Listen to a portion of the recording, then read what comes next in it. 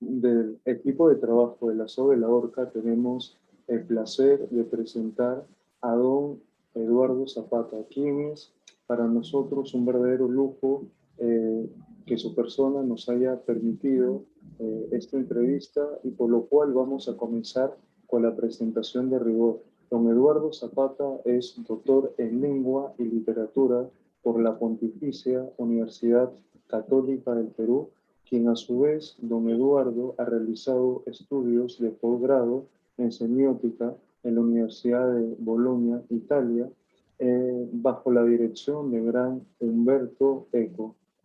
Es, a su vez, profesor de la Universidad Católica del Perú y de la Universidad de Lima. Actualmente es profesor de la Universidad Peruana de Ciencias Aplicadas, UPC, y en los cursos de posgrado del Instituto de Gobierno y Gestión Pública de la Universidad San Martín de Porres. Un placer tenerlo con nosotros, maestro. Yohei, muchas gracias por la invitación. Muchas gracias a la SOA de La Horca por permitirme estar esta mañana conversando con todos ustedes, porque esa es la idea de esta mañana, conversar. Se comenta bastante que hay sabios casi perfectos de la antigüedad que por un lado eran muy sutiles, agudos, pero sobre todo profundos. Entonces ellos a su vez no podían ser conocidos, puesto que no podían ser conocidos, solamente se intenta describirlos. Estos a su vez eran por un lado prudentes, como se comentaba en el antiguo Tao Te Ching de Lao Tse, como aquel que cruza un arroyo en invierno, pero sobre todo eran personajes que por un lado tenían a sus vecinos por todos lados, puesto que eran reservados como un huésped, como también inconstantes como aquel hielo que se funde. Entonces, eh, nuestra problemática es casi descifrar el personaje de don Eduardo Zapata. ¿Qué cosa es lo que quiere descifrar? En realidad, mira,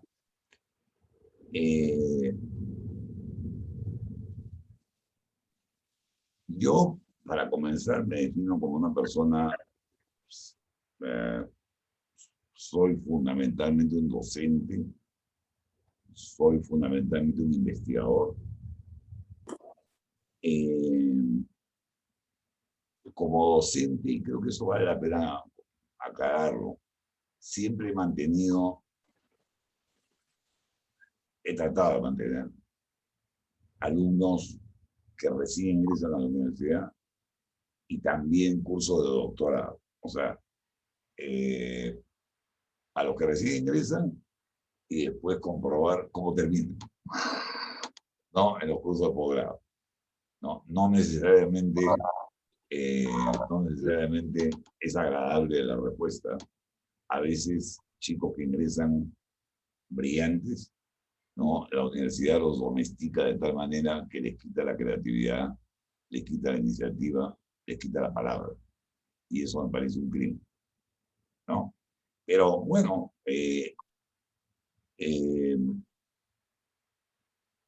como docente, como investigador, en nuestros campos de trabajo, que son la lingüística y la semiología, vivimos preocupados permanentemente por los signos en general, no solamente los signos lingüísticos a los cuales atiende la lingüística, sino los signos en general que ofrece nuestro entorno, o sea, los signos no lingüísticos, los signos gestuales, los signos naturales, los signos artificiales producidos como función, que si yo, este cigarro, por ejemplo, no está hecho para significar, pero significa. En mis lentes no están hechos para significar, pero significan. El hecho que tú estés con terno, no te has puesto ese terno para decir algo en particular, pero dice algo de ti, ¿no? Entonces, La semiótica nos parece, siempre nos pareció, un campo muy útil, porque partiendo de la lingüística es una disciplina muy rigurosa. En realidad, yo casi no la considero una ciencia social, sino la considero una ciencia muy positivista, ¿no? Y la semiótica que nosotros hacemos viene de la lingüística.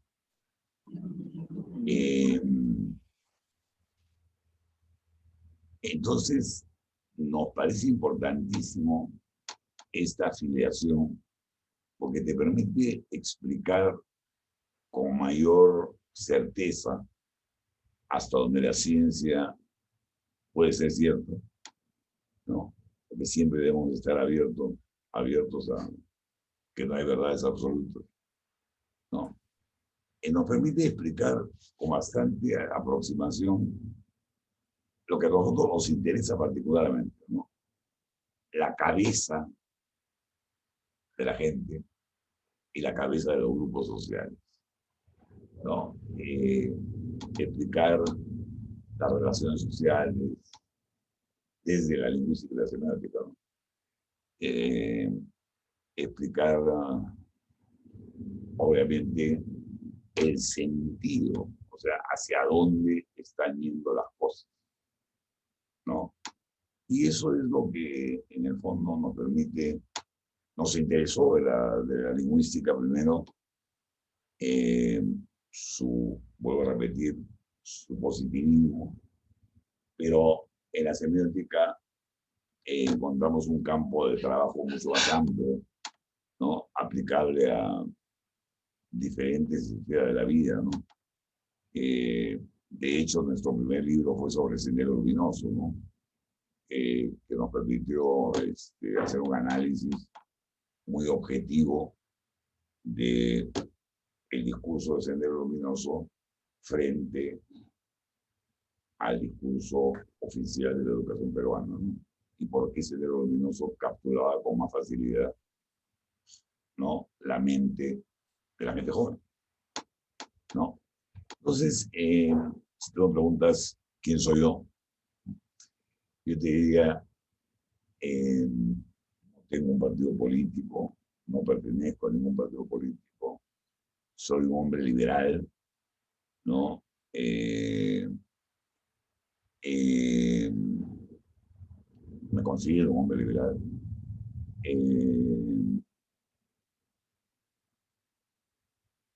Creo que, y aquí termino esta parte, creo que justamente análisis semiológico o semiótico para nosotros son términos diferentes, aun cuando algunos autores hacen la diferencia entre un término y otro. Permite hablar justamente, ha permitido identificar hace ya mucho tiempo las falencias de este Estado, ¿no? Respecto a la gente, ¿no? Cuya condición ciudadana es bien discutible, ¿no? Porque para considerarse ciudadano hay que tener una serie de un piso parejo para todos, ¿no? Entonces, si yo no tengo voz, no tengo ciudadanía, ¿no? Si yo no tengo acceso a la educación, tengo una ciudadanía también recortada, ¿no? Para no hablar de otros servicios, ¿no? Que sabemos todos no ofrece nuestro Estado, ¿no? Entonces, en realidad,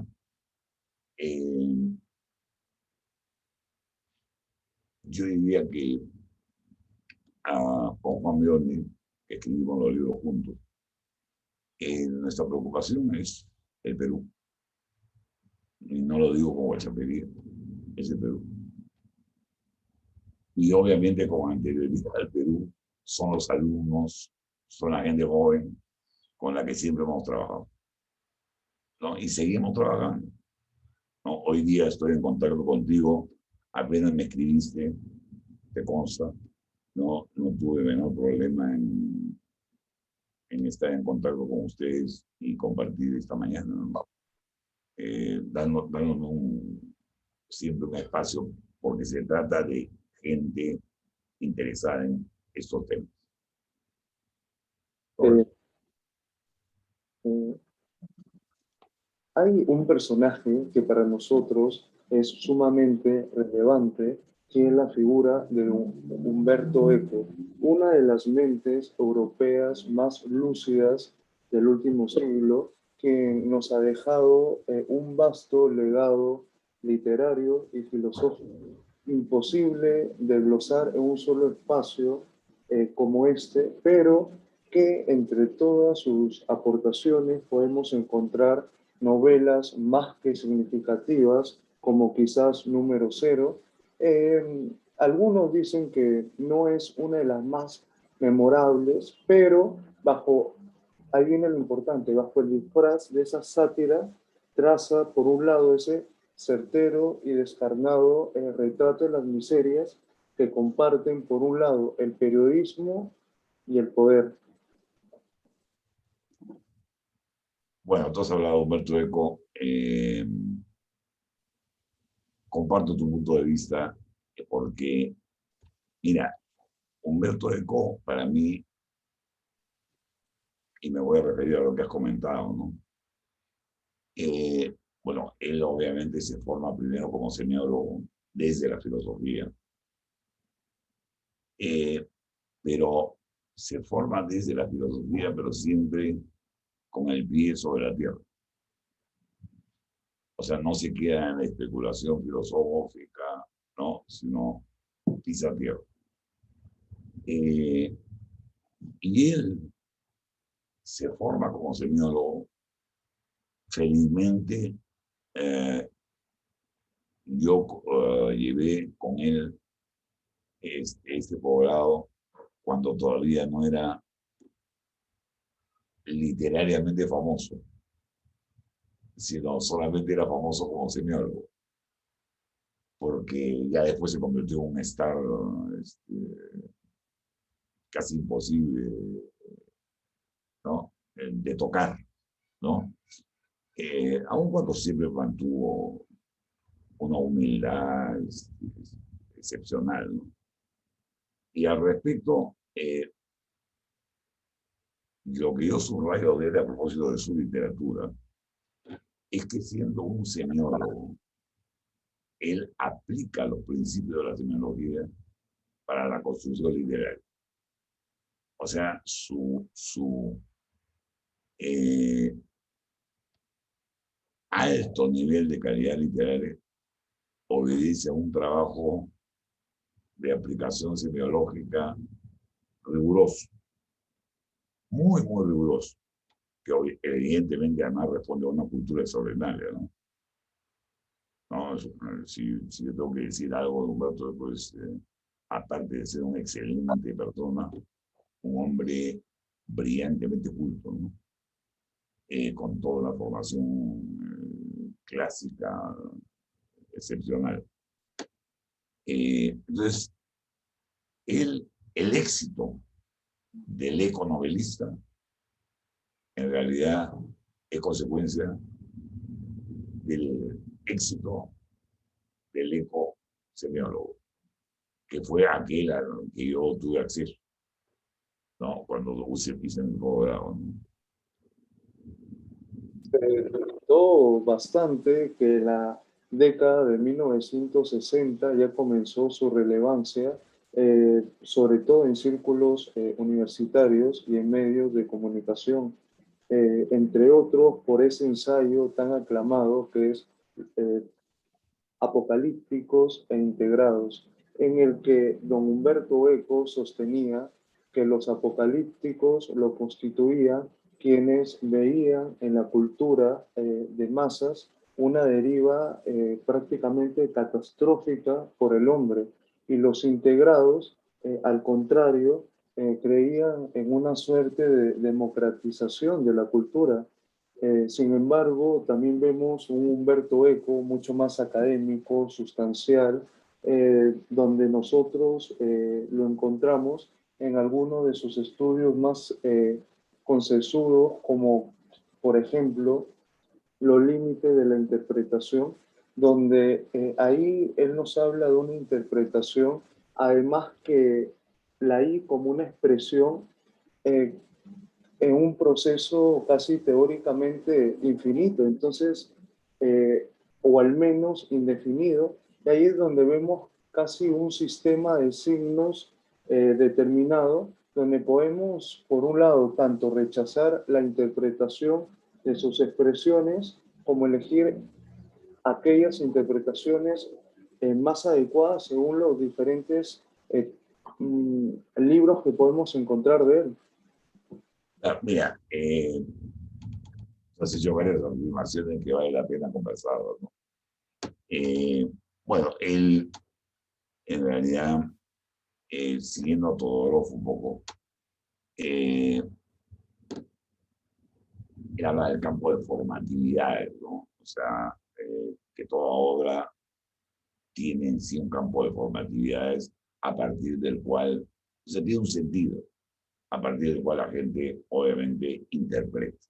Pero no interpreta lo que le da la gana, ¿no? Interpreta a partir del sentido, ¿no? Y a la verdad puede decir que interpreta lo que le da la gana, pero no es eso lo que dice Humberto Eco. Eh, pero yo, eh, cuando cuento esto, porque es válido dado que ustedes son gente joven, bueno, son gente joven, pues, comparativamente. Este, voy a contar una anécdota porque es interesante. Yo había leído Obra Abierta y había leído Apocalípticos e Integrados y, caray, me quedé, bueno, yo estudiaba, ¿no? Estaba todavía estudiando en la universidad, estaba en el penúltimo año, ¿no? Sí, en el penúltimo año. Y esas cosas de joven, de fan enamorado, en realidad, se me ocurrió, se me ocurrió mandarle una carta.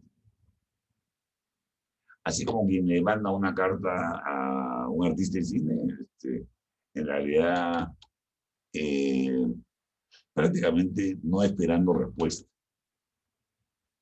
¿no? Pero ciertamente en la carta eh, yo ya le esbozaba ciertas preocupaciones que yo tenía en la cabeza respecto a la sociedad peruana.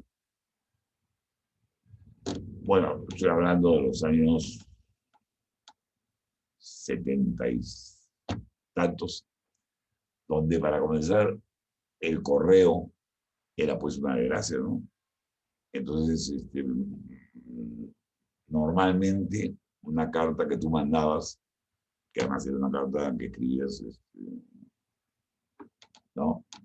A máquina, este, una carta demorada pues prácticamente un mes en llegar para allá. Y bueno, pues otro mes esperabas que regresas. Bueno, yo mandé la carta,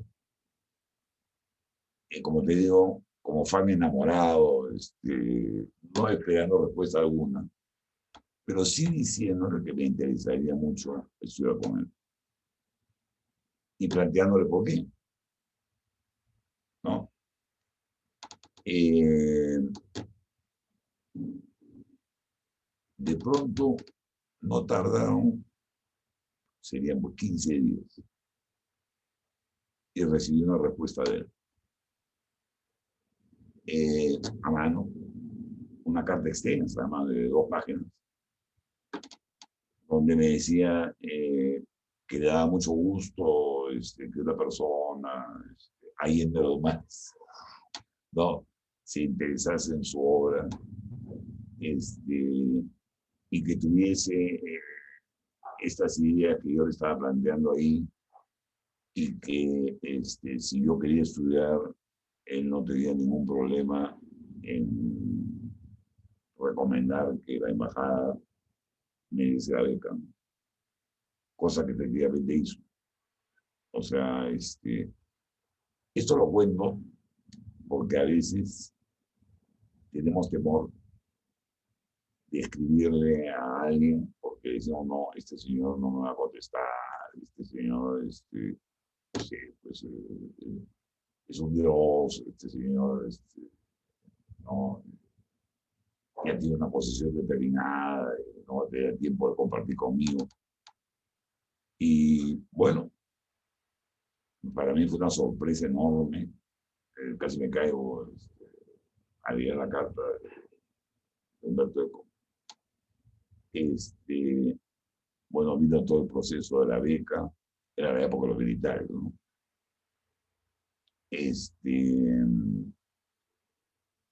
Eh, Me fui en la Universidad Italiana, en ese momento era un desorden absoluto, que fue muy saludable, porque eh,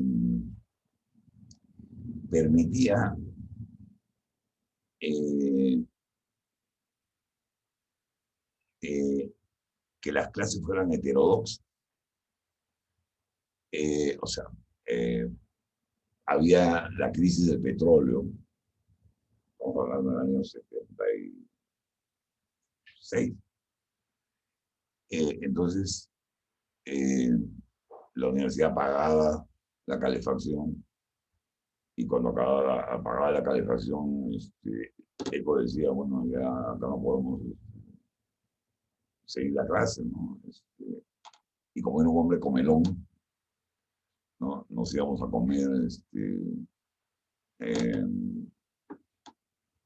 había todavía recuerdo el nombre de la tienda, Dita Tamburini se llamaba, que es una especie de tabla calva que vendía todo. Y bueno, uno con su beca no tenía mucha plata, ¿no? Pero no era tan caro tampoco.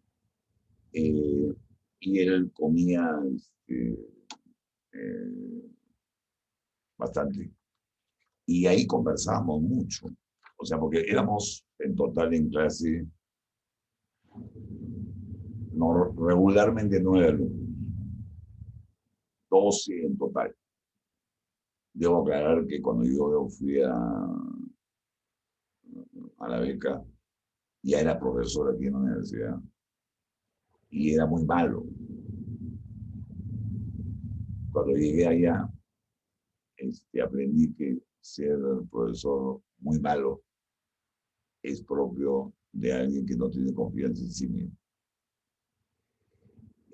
O sea, ese profesor que no, yo tengo la razón, no, porque además era muy interesante. La clase se desarrollaba en un palazzo renacentista que tenía un mural, ¿no? En la cúpula, y todos fumaban, o sea, todos valorábamos el mural, ¿no? Incluyendo Humberto Eco.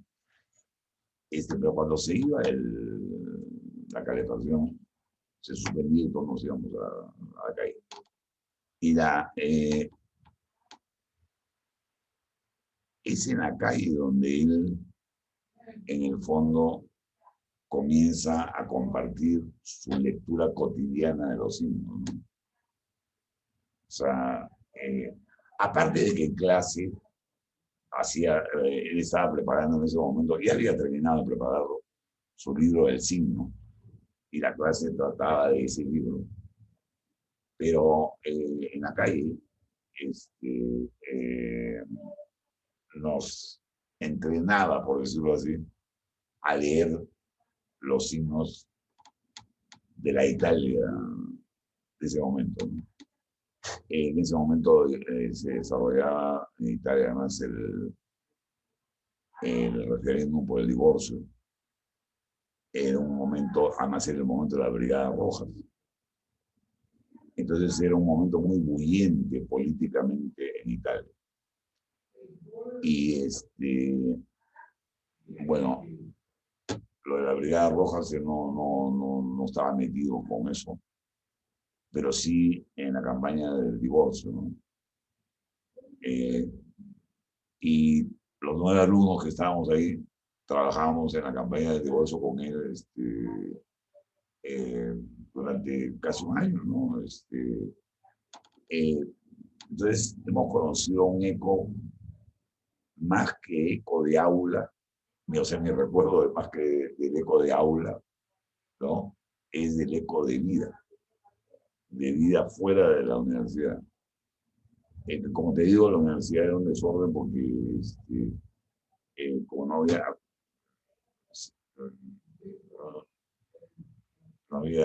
rescatamiento, no había calefacción, entonces los papeles se perdían, no iban los trabajadores, en fin, era un desorden.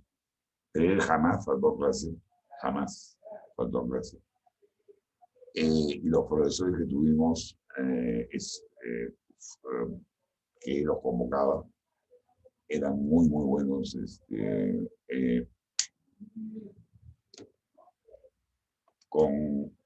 También hay una particularidad. Él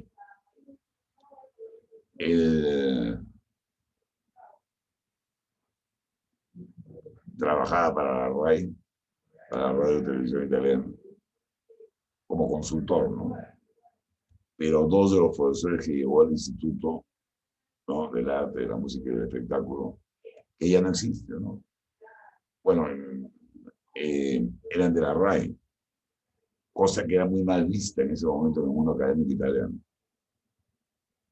porque la RAI, pues de todas maneras, era el mundo del espectáculo, el mundo no académico. Sin embargo, los profesores que yo eran brillantes, ¿no? O sea,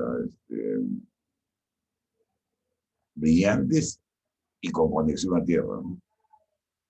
O sea, no se quedaban solamente en la cuestión del mundo de las ideas, sino aterrizaban a muchas cosas, ¿no? Y esto se complementó con la campaña de divorcio, que fue una campaña muy, muy interesante porque era en realidad la oposición de la sociedad laica contra todo el poder de la iglesia, ¿no? Eh, entonces, obviamente él estaba del lado a favor del divorcio. Eh, y fue muy vital todo el conocimiento. Yo de Humberto Eco, como te digo, más allá de lo académico, ¿no? Que uno lo mire en los libros y es brillante. Sus clases eran brillantes. Pero guardo mucho lo humano de él. Desde que me contestaste la carta hasta haber comido con él pastelitos ¿no? En la tabla calda esta, y conversado, no era comer pastelitos nomás, ¿no? Sino conversado, porque éramos pocos, pues éramos 9 alumnos. A mí siempre me encantaba más, a partir de eso, trabajar con poca gente. De hecho, además, una de mis primeras impresiones fue la primera clase en este palazzo renacentista. Había 3 alumnas, que esas sí eran franes, enamoradas, ¿no? Muy guapas, yo sepas, echadas en el piso con sus perros. Entonces yo dije, Dios santo, ¿no? Qué tarado he sido, ¿no? De creer que el profesor, para ser profesor, tiene que ser un hombre rígido, que caramba, ¿no? Se cree Dios, ¿no? Cosa que sí tenía un profesor alemán que teníamos, ¿no? Que, bueno, es por formación, los alemanes son así. entraba a clase con se sentaba separado en su podio y leía su clase. No, pero no, Eco no era así, era un hombre muy dialógico, muy abierto. Le interesó mucho algo que ya a nosotros nos interesaba desde ese momento, era eh, todavía no había computadora, ¿no? Pero los medios masivos de comunicación, ¿no? Sí estaban presentes, ¿no? En esta sociedad. Le interesaba mucho a él el efecto de los medios masivos de comunicación en sociedades orales, químicamente puras casi, como la nuestra, que no habían tenido la cultura, ¿no? La cultura escribal europea, ¿no? O sea, la cultura del libro europeo, por más educación que se pudiese haber tenido. Que justamente es, hoy día eso es una de las cosas que a nosotros nos interesa mucho, es las posibilidades que se le ofrecen al Perú de saltar del oral al electoral. O sea, obviando este periodo que se tejió en Occidente alrededor de la cultura del libro.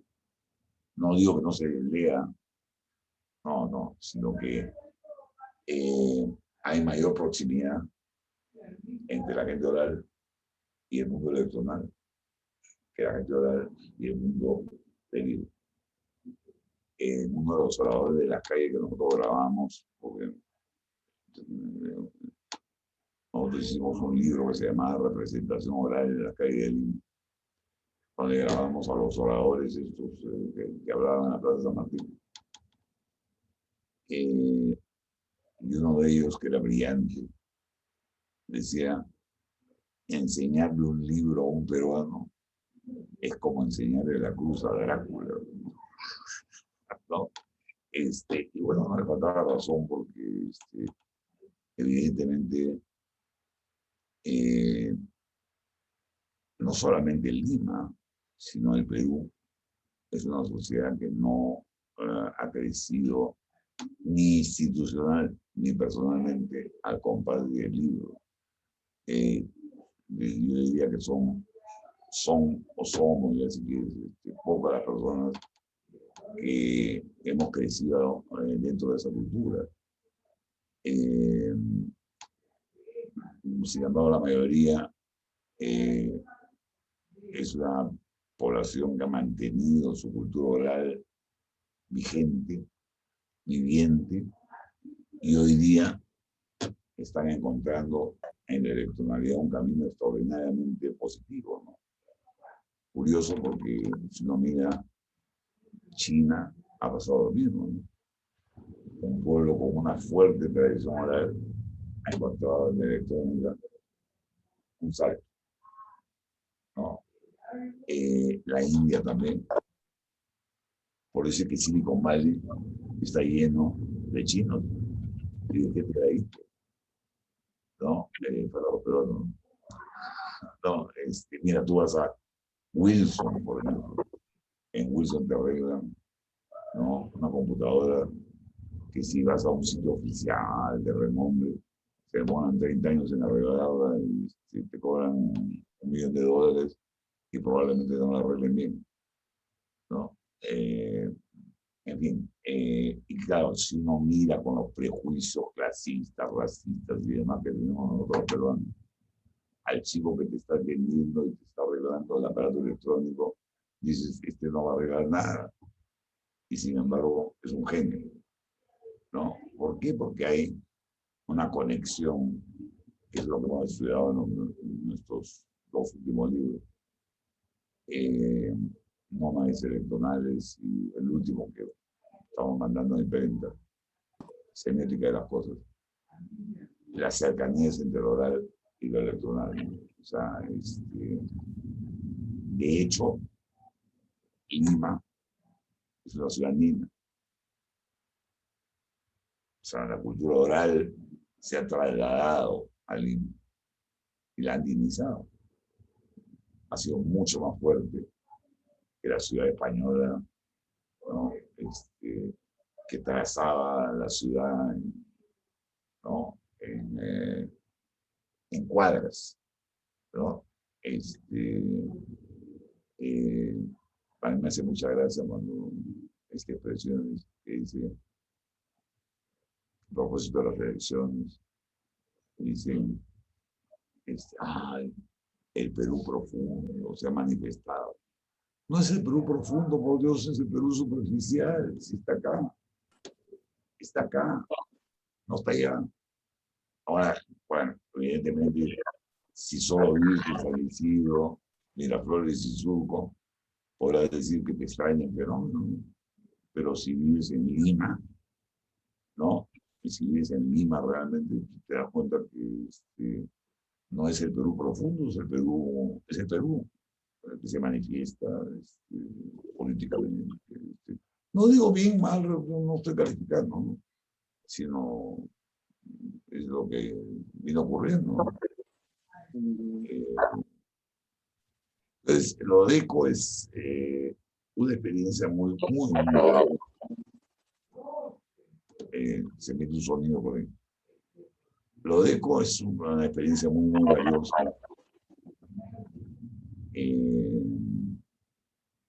Voy a repetir, profesional y humanamente, ¿no?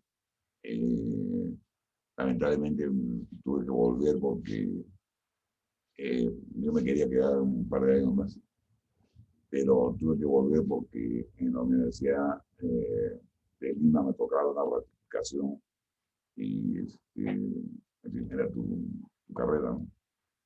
Y ya de ahí solamente mantuve un contacto muy esporádico con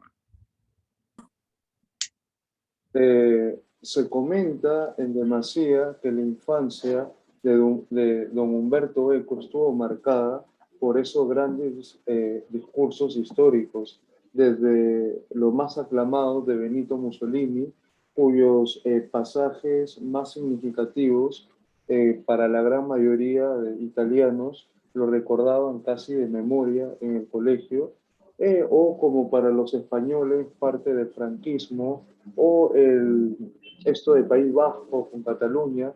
Entonces, en la Italia de hoy en día siempre se comentaba que hay personas que dicen que la guerra de la liberación, o sea, del fascismo y del nazismo, fue un trágico episodio de división y que ahora más que todo necesitamos, como en palabras de los italianos, una reconciliación nacional. Mira, nosotros hablamos de que en los 150.000 años que tiene el hombre sobre la Tierra, aproximadamente, no voy a poner a pelear por los antropólogos, algunos dicen 200.000, ya, pero bueno, 150.000 años. En realidad hay todo un larguísimo periodo, no sé por qué está basado puramente en la palabra hablada. Entonces nosotros hablamos del sistema cultural de la oralidad, donde no hay papeles, no hay escritura, ¿no? Recién la primera escritura consonántica, estoy hablando de Occidente, la primera escritura consonántica semita es 2000 años antes de Cristo, pero es consonántica, no vocálica. Recién 800 antes de Cristo, los griegos, las vocales. Pero bueno, eso era para una compañía, para cuatro gatos, ¿no? La imprenta, ¿no? Posibilitó una mayor llegada, pero en realidad recién en el siglo XIX, ¿no? Con la industrialización, que la escuela se hace pública y se masifica la educación. Entonces se le enseña a la gente a leer y escribir. no con fines de bondad, esa cosa que... No, no, sino porque se necesitaba una mente masa. Entonces, una mente masa que aprendiese lo básico que requería la gran industria. Y es lo que se llama el sistema oculto de la educación, ¿no? Es ser obediente, ser puntual y ser repetitivo. Eso es el sistema oculto de la educación, ¿no? Que hasta hoy lamentablemente se mantiene en muchos aspectos, ¿no? Claro, obediente, porque tú vas a ir a trabajar en una fábrica donde te va a mandar a alguien y tienes que ser obediente, tienes que ir a te pagan la fábrica, y tienes que ser repetitivo, pues como si no termina con una película de Chaplin, ¿no? Claro, o sea, Dios santo, pasarte 12 horas de tu vida haciendo lo mismo, te necesito preparar por un largo periodo, ¿no?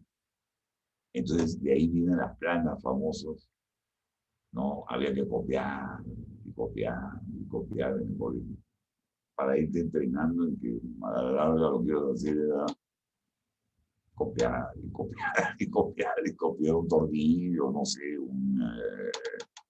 ¿no? Entonces, este periodo escribal, que lo llamamos escribal, basado en la cultura del libro, si no me da bien, ya, seamos generosos, 800 antes de Cristo, alfabeto griego,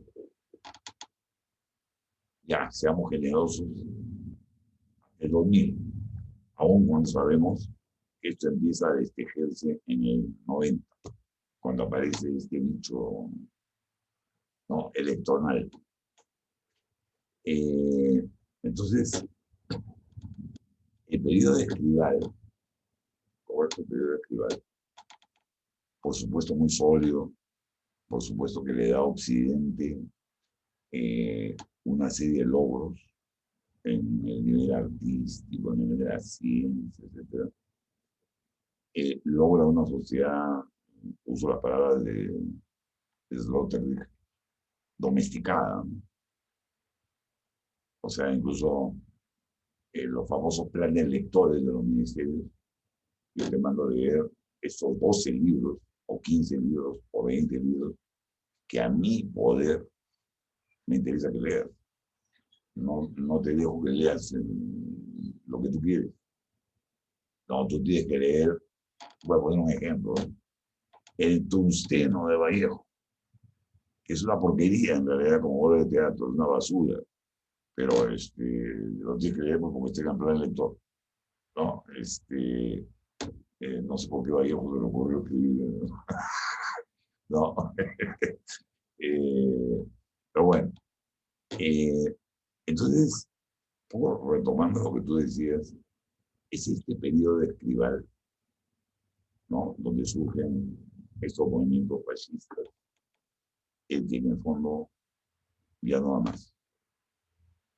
No solamente los movimientos fascistas, ¿no? Sino no da más, no da más. O sea, este mundo electoral lo ha barrido, lo ha barrido. No más la gente va a ser solo consumidora de signos producidos por terceros, sino ahí es productora de sus propios signos gracias a este instrumento. Y eso significa libertad, eso significa participación, eso significa consolidación de ciudadanía. O sea, donde las doctrinas totalitarias, cerradas, no tienen posibilidades. O sea, por más que yo quiera, siempre va a haber un miserable, que digo miserable entre comillas, que me va a decir, no, eso no es así, eso no es así, ¿no? Por más que yo haya insistido. Mira, China es un gran ejemplo, ¿no? O sea, 50 años de marxismo, leninismo, maoísmo, a puntapiés, no por las buenas, a puntapiés. era un pueblo con una fuerte tradición oral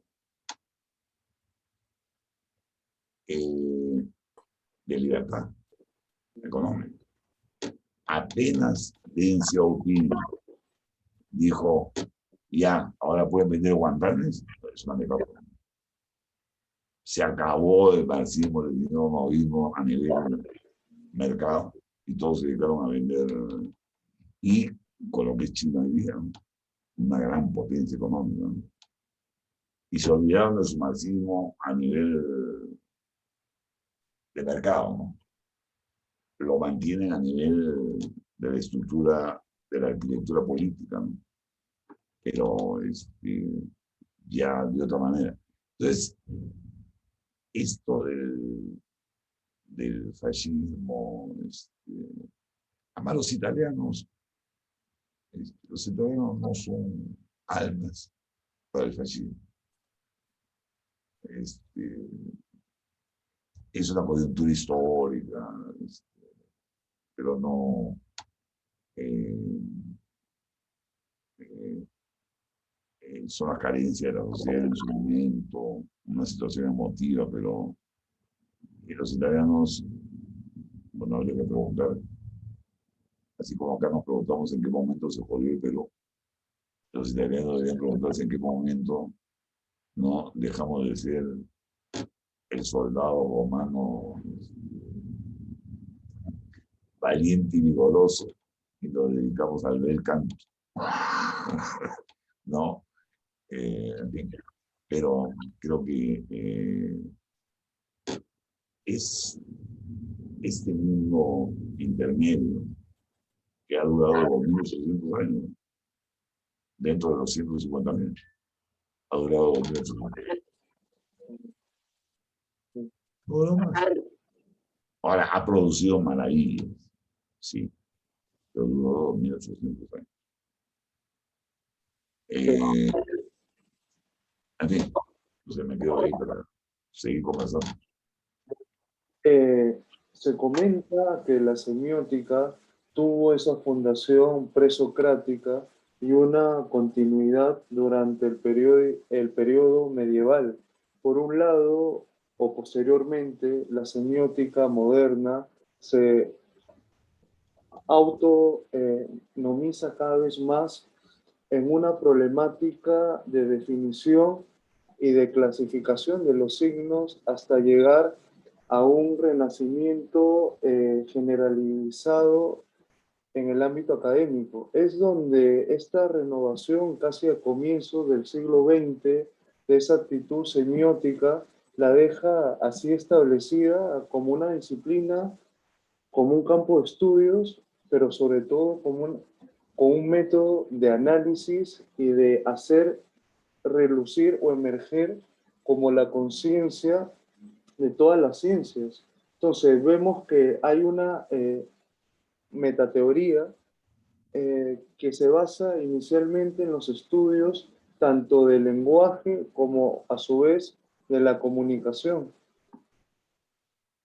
Sí, mira, por eso era un poco feo que lo diga yo, porque por mi formación de lingüista y de semiólogo, pero la semiología en realidad supone la concurrencia y la subsunción a la vez de varias disciplinas, ¿no? En realidad, hasta la semiótica, la antropología era el marco general de todo. En realidad, hoy día, yo no diría que está dentro de la semiótica, sino que el aporte de la semiótica a la antropología, que se resiste todavía a aceptarlo mucho, cosa que la semiótica no hace. Creo que es enriquecedor. Ahora,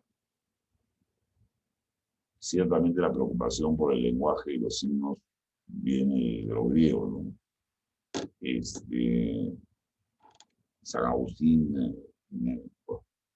no, largos tratados sobre el tema, pero recién, bueno, y de ahí pasamos a, qué sé yo, lo gramático de Port Royal en el siglo XVI, XVII, eh, el organicismo alemán en el siglo XIX, que es ya, oye, no es la lógica la que explica el mundo, sino el lenguaje tiene sus propias leyes, donde lo subjetivo es importante. Eh, y es por esta vía que, en el fondo, lo que tú decías, Saussure, ¿no? Que funda la lingüística, esboza la semiología, ¿no? ¿No? Esboza decir, a caramba, hace falta una teoría que estudie la vida de los signos de la sociedad, ¿no?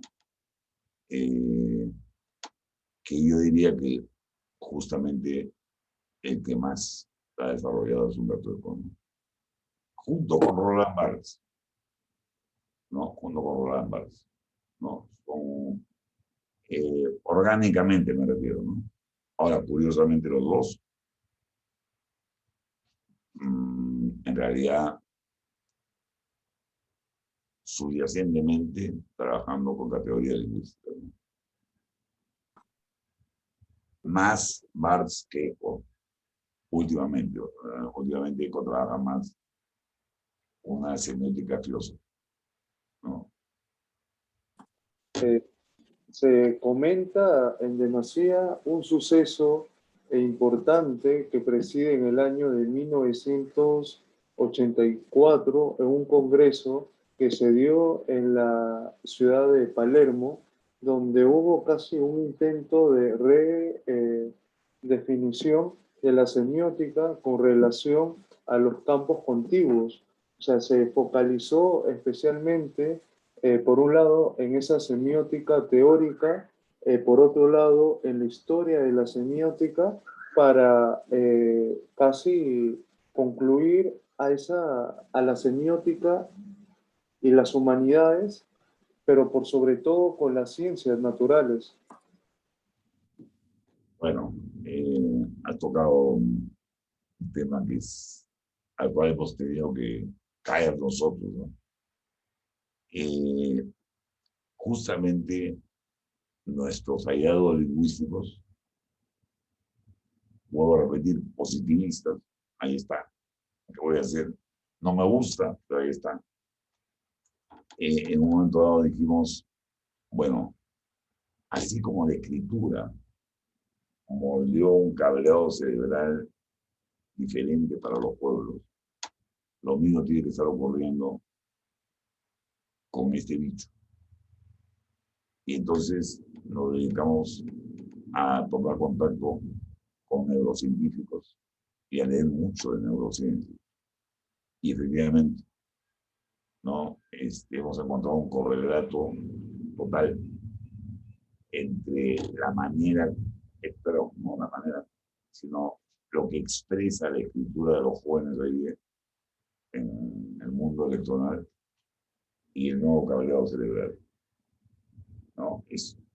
El cerebro de los jóvenes hoy día es otro, totalmente diferente al cerebro de un escribal veterano como yo. O sea, hemos pasado de un pensamiento abstracto, lineal, sucesivo, correcto, y fragmentado.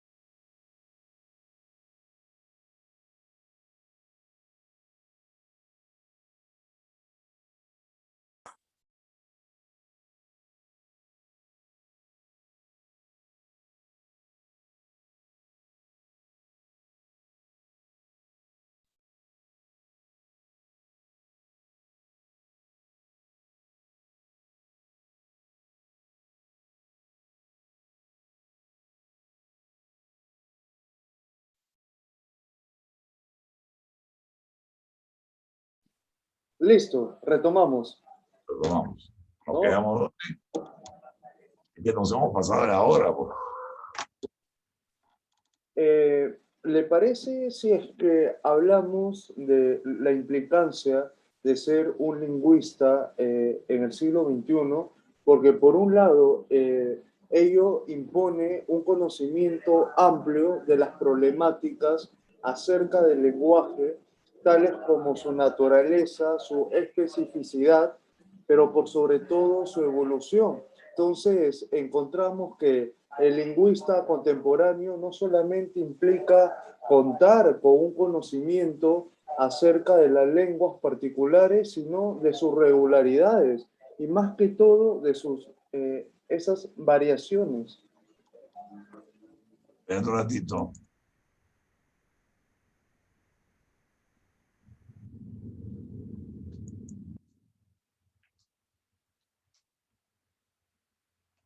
Dos. ¿Qué dice? Ya se volvió a ir de nuevo. Ya, dale. Sí, le estaba comentando de lo que implica ser lingüista del siglo XXI. O sea, por un lado, impone un conocimiento amplio de las problemáticas acerca del lenguaje, tales como su naturaleza, su especificidad, su evolución, pero por sobre todo su asiento biológico. Entonces, nosotros encontramos que un lingüista contemporáneo implica contar con un conocimiento acerca de las lenguas particularidad, de las lenguas particulares, de sus regularidades, pero sobre todo de sus variaciones. Sí, mira, esto tiene que ser, por lo pronto, parte de una autocrítica. Cuando yo estudié en la universidad, no había un solo curso, ¿no? Ni de quechua, ni de aymara, ni de ninguna lengua amazónica, ¿correcto? Para decirlo simple y llanamente, entre comillas, no es lo que yo pienso. Ah, eso son lenguas de cholo, eso no se enseña acá, ¿no? La católica no es para eso. Pero, gracias a Dios, todo eso se ha ido gradualmente eliminando. Sin embargo, con un problema que veo yo, y que yo soy muy crítico respecto a eso, por el mismo trabajo nuestro, que se pretende incluir, lo cual está muy bien, pero se obliga al niño delante, por ejemplo, a escribir fonéticamente. O sea, si el niño, si el quechua hubiese tenido escritura, hubiese tenido una escritura ideográfica, no fonética. Lo ves en todas las manifestaciones de la ropa, de la decoración de las vasijas, etc. Si hubiésemos tenido no una escritura fonética, sino ideográfica. O sea, una escritura motivada por la realidad, no arbitraria, como el chino. Entonces me parece un colonialismo. Estos programas de educación bilingüe intercultural me parecen colonialistas. Pero bueno, ya eso es, no. Eh, pero dentro del contexto de tu pregunta, creo que justamente un lingüista, el conocimiento de todas estas lenguas en su oralidad es importante porque puedes universalizar, ¿no? Lo trató de hacer Chomsky, ¿no? Eh, una serie de patterns. Pero hoy día es también indispensable, yo creo, el apoyo de dos cosas, las neurociencias y la inteligencia artificial. Sin eso, no puede hacer industria. La inteligencia artificial, irremediablemente, para bien o para mal, porque tiene sus aspectos positivos y negativos, es indispensable. De hecho, yo en los cursos que hice del doctorado, el último capítulo se llama Comunicación Política e Inteligencia Artificial.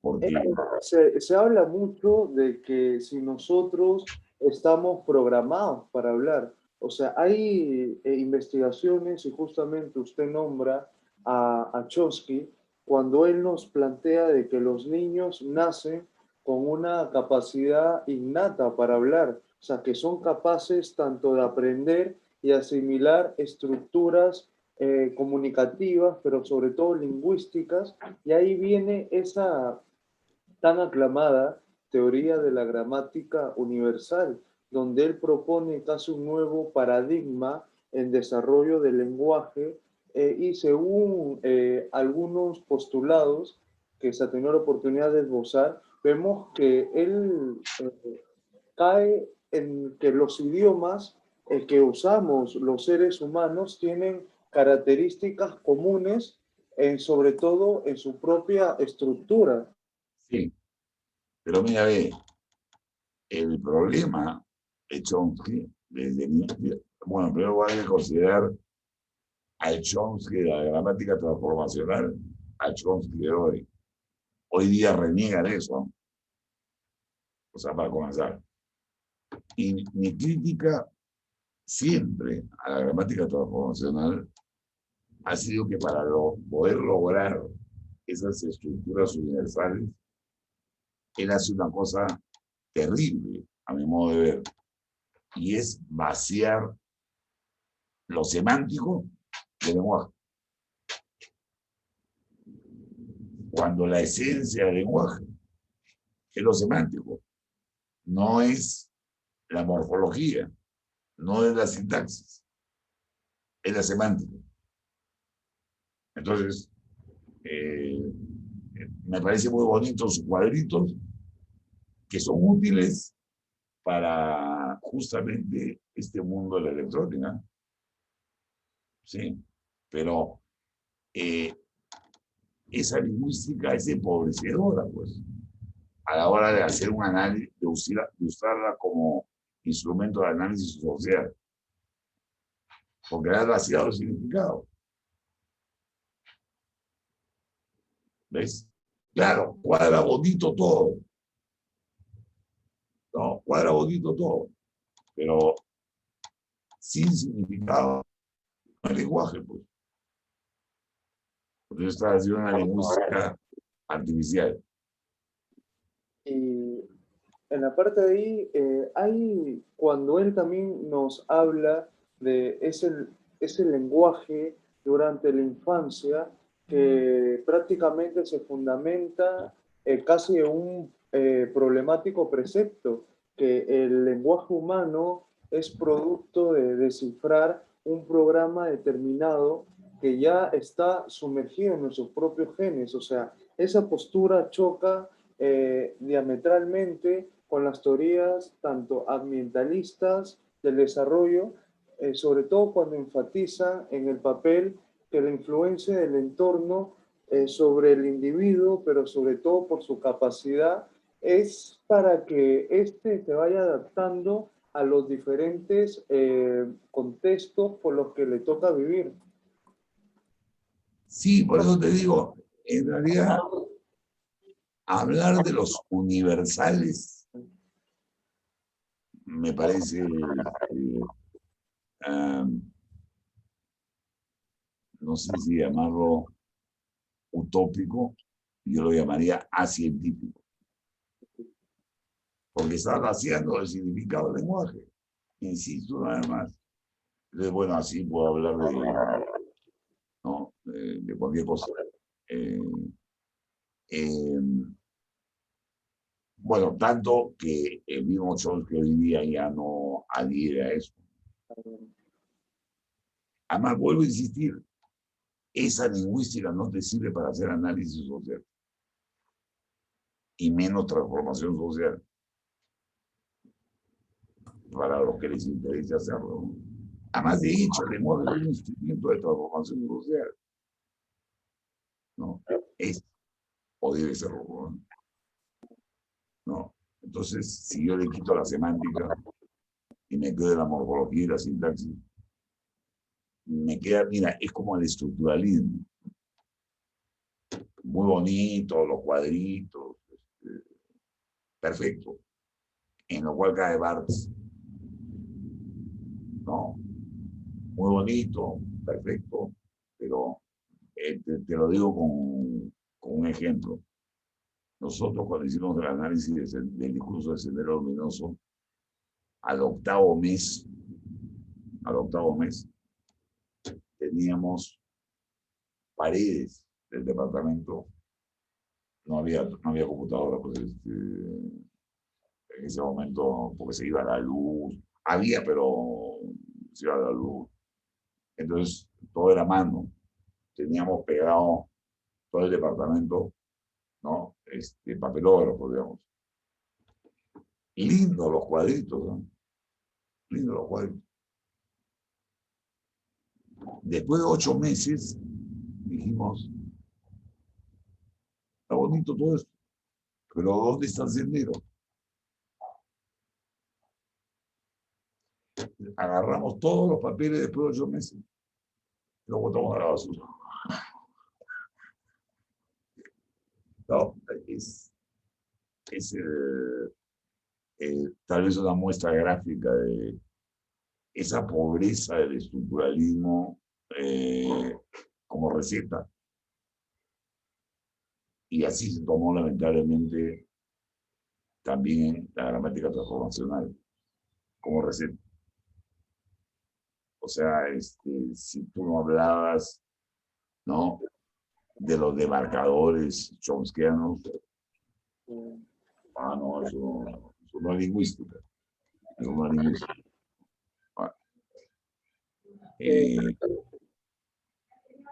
Sí. A ver. Nosotros encontramos, a su vez, en la figura de don Humberto Eco, cuando él nos presenta de que las redes sociales se muestran como artífices de una comunicación más democrática, partiendo de la premisa bella pero falaz, o sea, de que por un lado se empodera a los ciudadanos, siendo ello parcialmente cierto, porque también lo es desde el marasmo digital de las opiniones gratuitas. O sea, hay exabruptos, hay mensajes interesados que compiten casi en pie de igualdad con la velocidad, con la veracidad y el rigor exigibles a los medios solventes. Los medios. Solventes, porque, o sea, ahí uno lo ve en esa, la verdadera máquina del fango, que es aquella que fabrica esos despachos del poder para que el periodismo deje de casi husmear en las miserias. Ya te estás metiendo en... Está bien. Mira,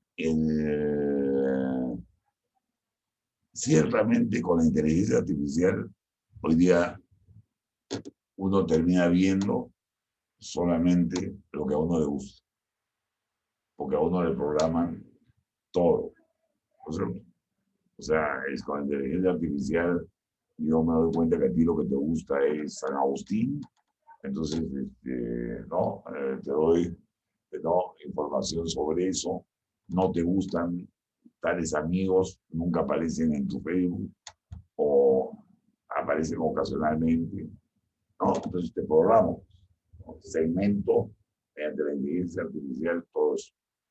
Entonces, con lo cual te estoy quitando la libertad, ¿no?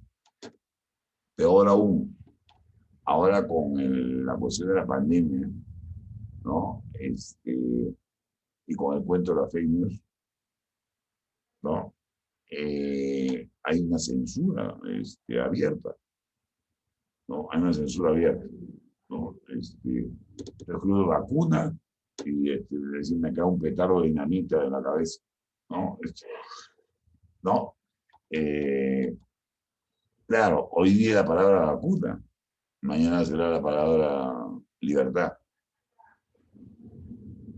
Correcto. Entonces, ciertamente es peligroso, pero yo en lo personal pienso que así como hay este intento, ¿no? Hay el Bill Gates nuevo que en el garaje de su casa fregará el sistema. No, eh, es lo que yo pienso, ¿no? O sea, porque esta tecnología es, a diferencia del libro, el libro es cerrado de una vez y para siempre. Esto es abierto. Entonces, yo tengo posibilidades de hackear, tengo posibilidades, oye, si se hackean hasta las cuentas más indescifrables como la del Pentágono, ¿no? Bueno, pues, la censura va a ser fácil de hackear, ¿no? Bueno, de hecho, a malos hablantes electrónicos escriben pues vacuna con U mayúscula y la pobre máquina ya no sabe, no, ya no, no. Eso es por seguir las reglas justamente de Chomsky, pues. Claro, o sea, la pobre máquina no entiende sentido, ¿no? Solamente la morfología. Eh, el maestro Humberto Eco siempre comentaba que detrás de todo régimen y sobre todo de su ideología hay una manera de pensar, pero sobre todo de sentir. O sea, una serie tanto de hábitos culturales, una nebulosa de instintos oscuros y de casi pulsiones insondables.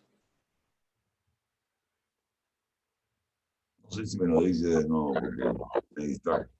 Claro, le comentaba que el maestro Humberto Eco siempre comentaba que detrás de un régimen, por ejemplo, el castrochavismo, como quizás el de eh, Pol Pot con los Gulags, quizás este de Mao, eh, el régimen tiene su ideología y que esa ideología tiene su manera de pensar, pero sobre todo de sentir. Y que más que eso hay una serie de hábitos culturales, como por ejemplo se puede ver el tema de hoy en día de Castillo, y dentro de ello hay casi una nebulosa de distintos oscuros y de pulsaciones casi insondables. Bueno, es que el alma humana, el ser humano es insondable. Y otra vez volvemos a la semántica, ¿no? Eh, por ejemplo, yo hace un instante te decía, yo me considero un liberal. Es, bueno, me considero liberal porque no soy un conservador, pero aquí llama liberal y aquí llama conservador, aquí llama derecha y aquí llama izquierda, ¿no? Eh, eh, hay nosotros estamos trabajando en ese tema, pero eh, hay gente, por ejemplo, que asocia democracia con libertad económica. Yo no creo que esa asociación sea correcta. Ahí está la China, con una arquitectura política, ¿no? No democrática, por decirlo así, pero con una economía de libre mercado. Hoy, planificada, si quieres, pero de libre mercado, Claro. ¿no? Entonces, en realidad, yo creo que estamos aún en la edad media, si no en la edad antigua, de la electoralidad. No hemos visto ni el 0,3% de lo que es capaz este instrumento tecnológico. Mira, el implante de chips ya es factible en ese momento, ¿no? Para decirlo eh, graciosamente, el cultural peruano norteamericano, la alianza francesa, en 5 años van a quebrar, porque te van a poner chips de idiomas, ¿no? Entonces, ¿no? Ahora ya hay aparatos que te permiten hablar en castellano y emitir en chino, pero eso va a ser introducido,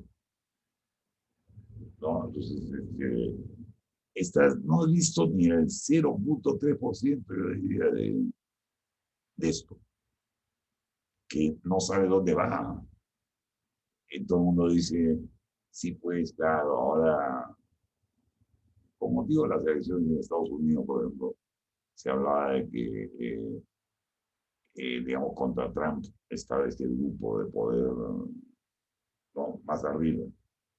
Sí, está bien, sí, por supuesto que lo debe haber, pero,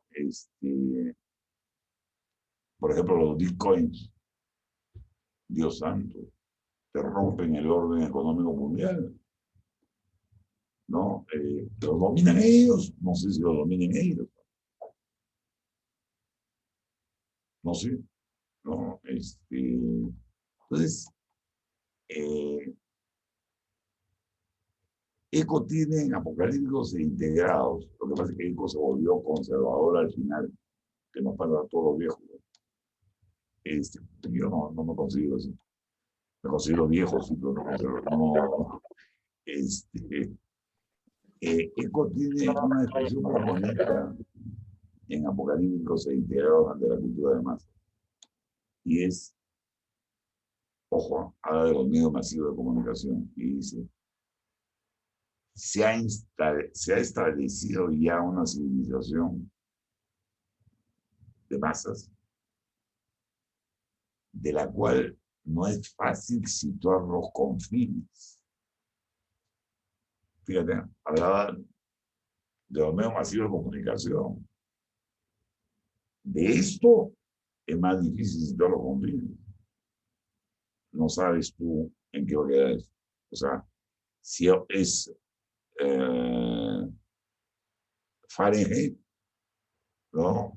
Si es que, ¿no? Pero yo ahí sí reivindico la capacidad del hombre que clama por la libertad.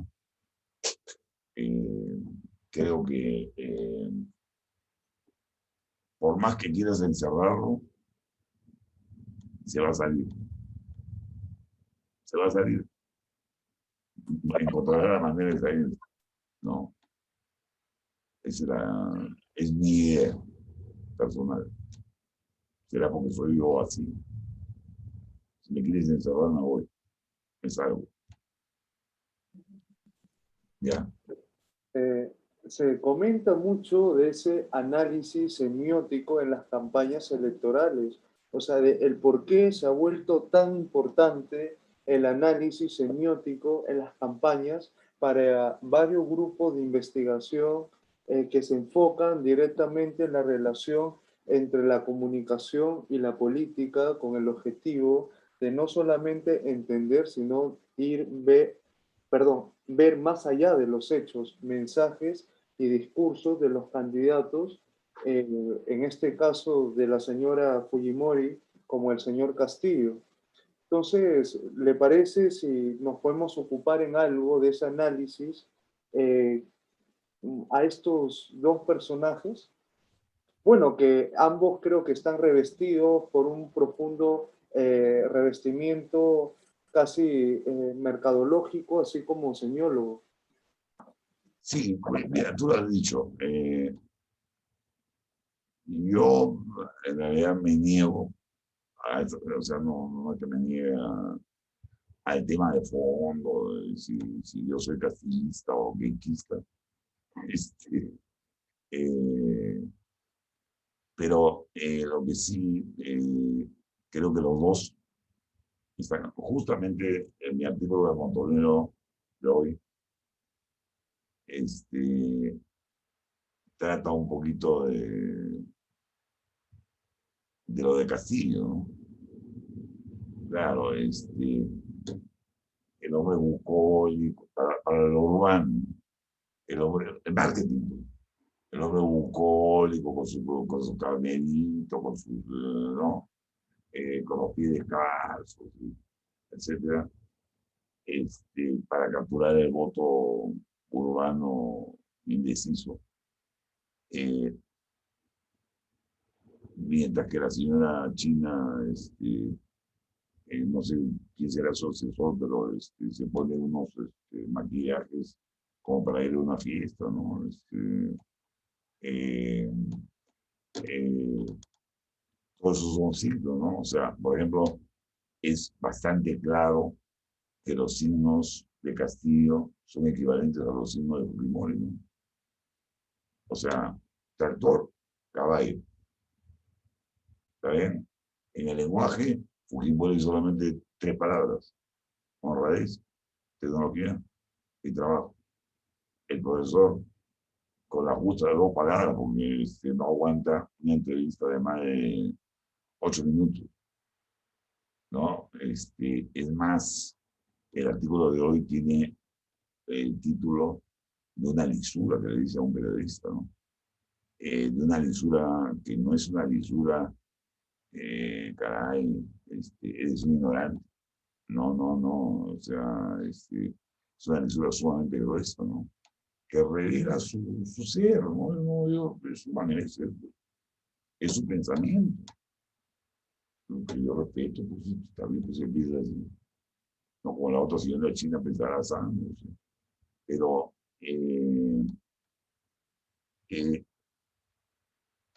un poco para sintetizar esta parte, eh, esta elección, en el fondo, se está definiendo, ya obviamente sabemos que la razón no, la emoción tampoco, prácticamente es el cerebro reptilio,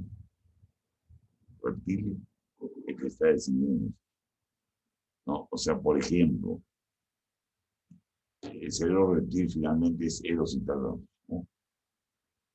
El idioma.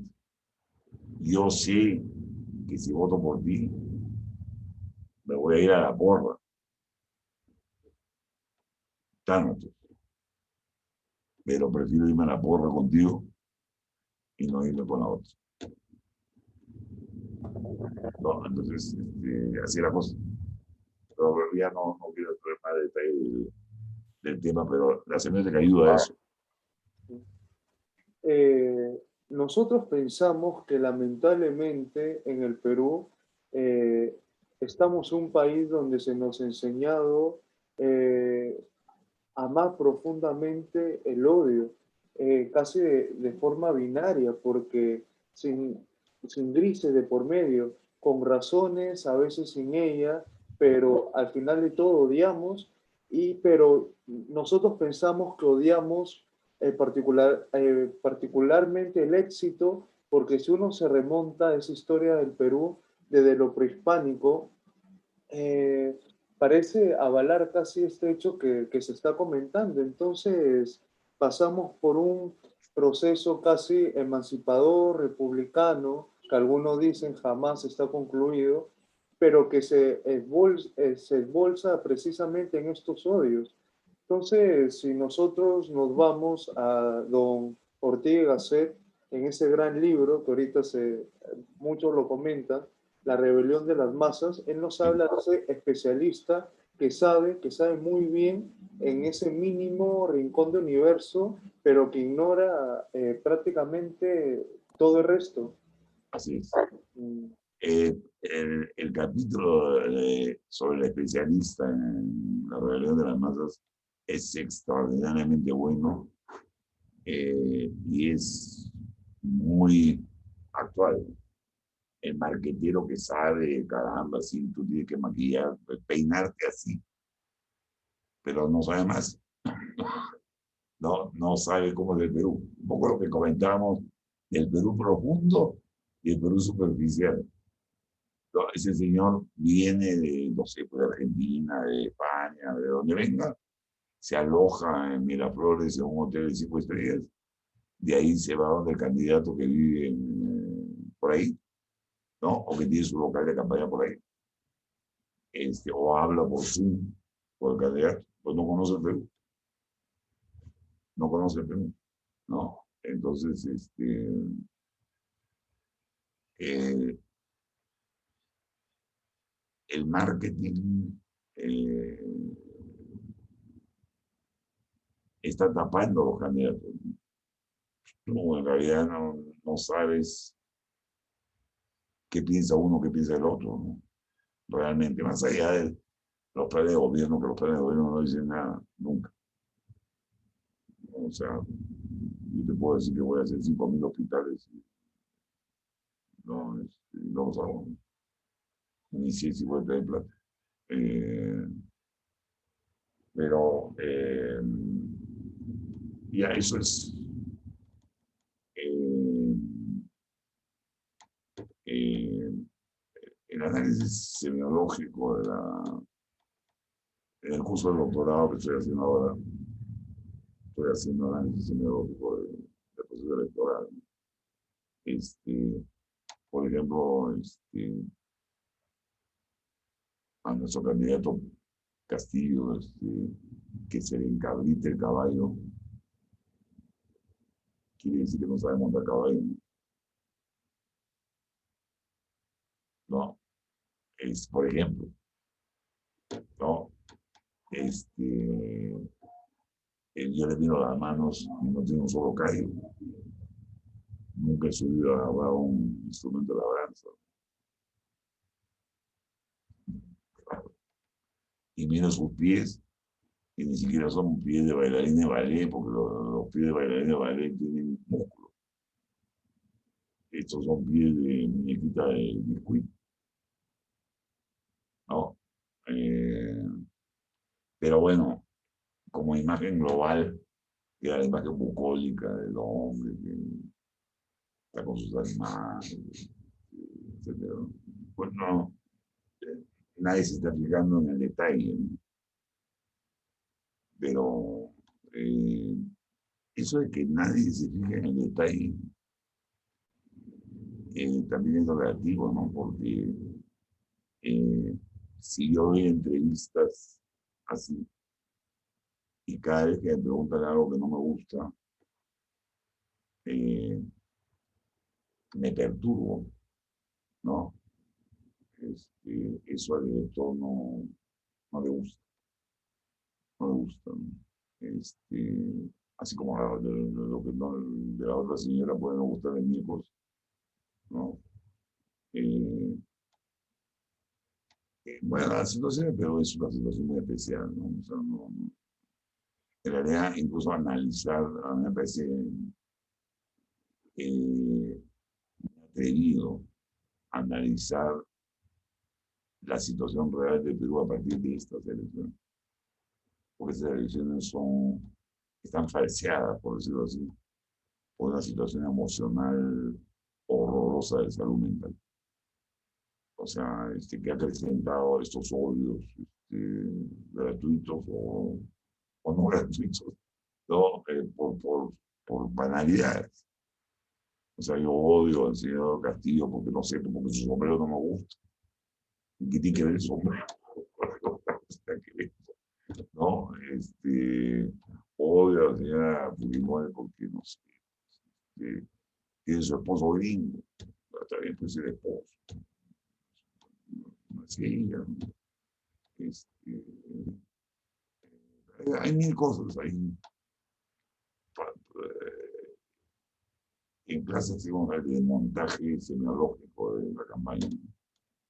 Este, eh, pero es largo, ¿no? Es un trabajo largo, un trabajo largo. Bueno, joven, ya creo que Sí, hay una última parte, y con eso concluimos, que es la figura del presidente García, porque el presidente García para que nosotros nos podamos acercar a su apostolado y sobre todo a su ideario. Yo creo que es menester acercar a todos los peruanos sus discursos, pero sobre todo las conferencias y esas entrevistas periodísticas, porque encontramos casi en ellas esa comprensión del proyecto de vida y ese designio, por un lado, de construir el aprismo, como por otro, de el material vivo que más se encuentra, según nos puede comentar Carla, Renzo Ibáñez, Jaiset, en esos encuentros, esas pláticas, donde él traslucía su espontaneidad, esa espontaneidad súbita, y que todos coinciden que era un perfecto conversador. Y entonces nosotros vemos que en el presidente García había una destreza, primero para el manejo de las aseveraciones, para después a no dejar ninguna concesión, tanto la espontaneidad como el ocasionalismo. Entonces él respetaba mucho al público y eso es lo que uno encuentra en sus elaboraciones. Sí, mira, el presidente García es una figura, pero yo no soy aprista, por si acaso. Sí, eh, considero que el presidente García es una figura excepcional en la historia del Perú. Difícilmente ha habido un presidente que ha reunido dos requisitos unidos, que es una gran cultura, eh, la gran inteligencia y el hecho de ser un animal político, ¿no? O sea, cuando digo animal político, tener una percepción, ¿no? De la gente, eh, con el simple mirarlo, ¿no? Este, eh, bueno, tanto es así que la señora Clarería Ospina es traída por el del comercio con una sola finalidad, ¿no? Matar al futbolismo, pero particularmente matar a Alan García. En el caso de Alan García, lo mataron literalmente, ¿no? Eh, Al fujimorismo lo debilitaron como movimiento, ¿no? A Alan García lo mataron físicamente, ¿no? O sea, no digo que lo hayan matado, o sea, lo condujeron a la muerte, ¿no? O sea, no había otra forma. Es que, digamos, por ejemplo, frente a una situación como la que estamos viviendo, Alan García con una frase, hubiese cambiado toda la posición, ¿no? Como la reelección con Joel, ¿no? Por ejemplo, ¿no? En realidad, independientemente de simpatías políticas, independientemente de que el señor García hubiera podido ser candidato, no creo, pero en realidad al Perú le hace falta un líder de esa naturaleza en estos momentos. Le hace falta un líder de ese nivel. Pero eso significa cultura, inteligencia, liderazgo, ¿no? Todo eso junto. No es fácil de conseguir. No, no es fácil de conseguir. Tú sí eres aprista.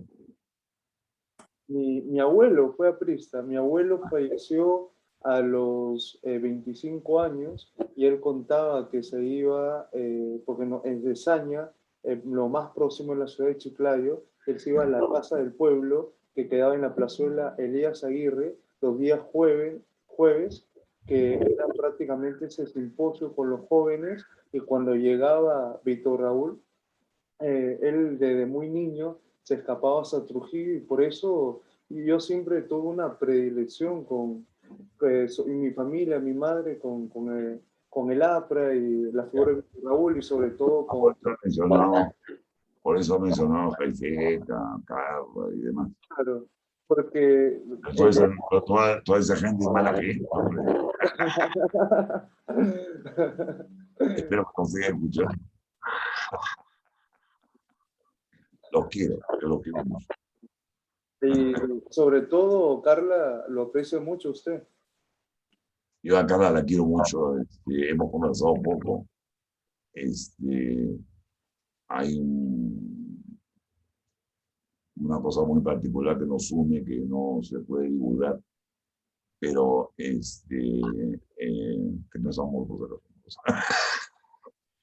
Aunque yo la quiero mucho, ella no lo sabe, pero la quiero mucho. Y además la aprecio mucho por su aplomo, ¿no? Creo que va a ser una buena lideresa del partido, ¿no? Si es que se decida eso. Eh, pero